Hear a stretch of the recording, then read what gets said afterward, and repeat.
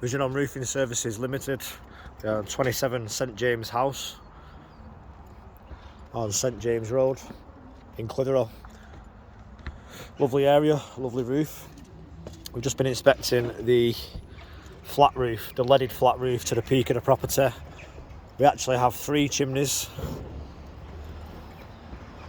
situated in the flat roof. The lead is old. The lead can only be cut to 1.5 metres before it needs an expansion joint or a separation roll, and we can see already just over 2.3 metres. So with the length, this means over time we get expansion and contraction and we start to get splits and cracks.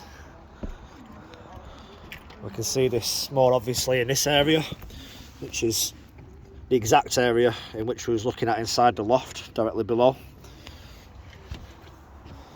Again, in this area, right through. I just lifted up, this is a hatch as well, so this will be on your entrance to the loft, which is around here. And as we come through into that central area, there must be a loft hatch up there at the far side. I just went to lift this area and we can see that this is completely rotten. The timber's absolutely soaked, and this area has not disappeared, it's just stuck to the underside of here. The problem with this is the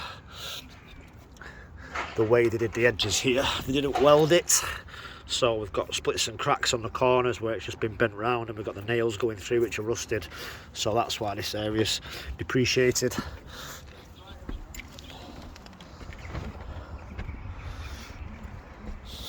I just lifted up some of the corners. This is definitely a code 4. It needs to be in code 5. We have the rolls around the edge. Now, some of these are in good condition, but these have become really moist and they're starting to decay.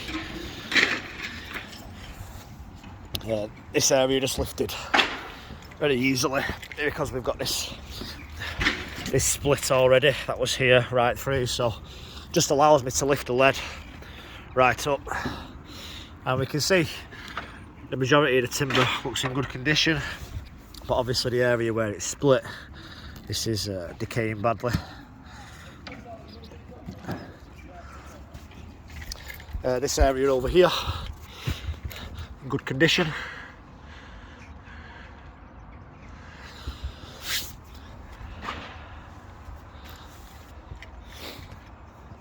The chimney pots themselves, the chimney stacks, we'd like to grind out and point these areas, especially at the peak where we've got some growth.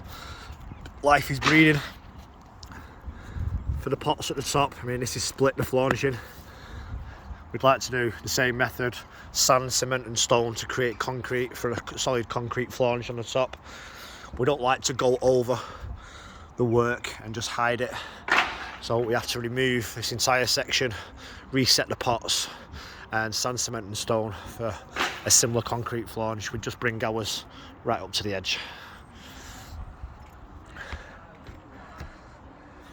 Grinding and pointing right the way through these sections.